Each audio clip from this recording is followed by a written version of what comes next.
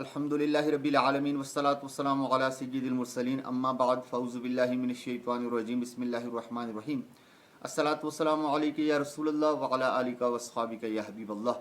محترم سامعین کرام السلام علیکم ورحمۃ اللہ وبرکاتہ۔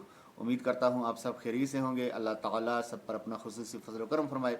میں آپ کا خادم محمد فیاض اتاری اپنے یوٹیوب چینل مہکتے پھول فیاض اتاری میں ایک بار پھر ایک نئے روحانی علاج کے ساتھ، ایک نئے وظیفے کے ساتھ آپ کی خدمت میں حاضر ہوں۔ آج کا جو روحانی علاج ہے، جو وظیفہ ہے، وہ امتحان میں آسان پرچوں کے لیے ہے، امتحان میں کامیابی کے لیے جو بہت ہی مجرب یہ وظیفہ ہے، اس کو کیجئے انشاءاللہ عز و جل اللہ کرم فرمائے گا۔ آئیے سماعت کر لیتے ہیں۔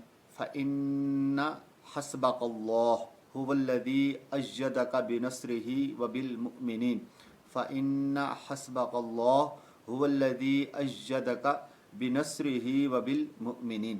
یہ جو وظیفہ ہے 7 مرتبہ گھر سے نکلتے وقت اس کو پڑھنا ہے۔ اول آخر درود پاک بھی پڑھ لیں جب بھی گھر سے نکلیں امتحان دینے کے لیے، تو 7 مرتبہ اس کو آپ پڑھ لیں انشاءاللہ عز و جل اللہ تعالیٰ کرم فرمائے گا۔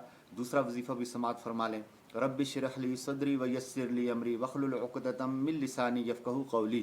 یہ جو دعا ہے، یہ اس کو بھی آپ پڑھ لیا کریں جب بھی سبق یاد کرنا ہو، کتاب کھولیں تو اس سے پہلے آپ یہ دعا پڑھ لیں۔ امتحان دینے سے پہلے بھی اس کو پڑھ لیں، 7 مرتبہ پڑھ لیں، انشاءاللہ عز و جل اس کا بھی بہت زیادہ فائدہ ہوگا، زبان کی لکنت دور ہوگی اور انشاءاللہ عز و جل ذہن تیز ہوگا، دل کی گھبراہٹ دور ہوگی۔ اللہ تعالیٰ عز و جل دونوں جہانوں میں کامیابیاں عطا فرمائے۔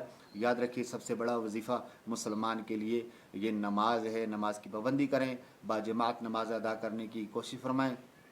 انشاءاللہ عز و جل جب نماز کی پابندی آپ کریں گے تو دونوں جہانوں میں انشاءاللہ کامیابیاں نصیب ہوں گی۔ امید کرتا ہوں آپ کو میری ویڈیو پسند آئی ہوگی۔ اگر آپ کو میری ویڈیو پسند آئی ہے تو میری ویڈیو کو زیادہ سے زیادہ شیئر کیجئے۔ میرے چینل پر اگر آپ نئے ہیں تو اس کو سبسکرائب کر دیجئے، بیل آئیکن کے بٹن کو پریس کر لیجئے تاکہ میری ہر آنے والی نئی ویڈیو کا نوٹیفیکیشن آپ تک بآسانی پہنچ سکے۔ اگر زندگی نے وفا کی تو ایک بار پھر ایک نئے روحانی علاج کے ساتھ آپ کی خدمت میں حاضری ہوگی۔ تب تک کے لیے مجھے اجازت دیجیے۔ السلام علیکم ورحمۃ اللہ وبرکاتہ۔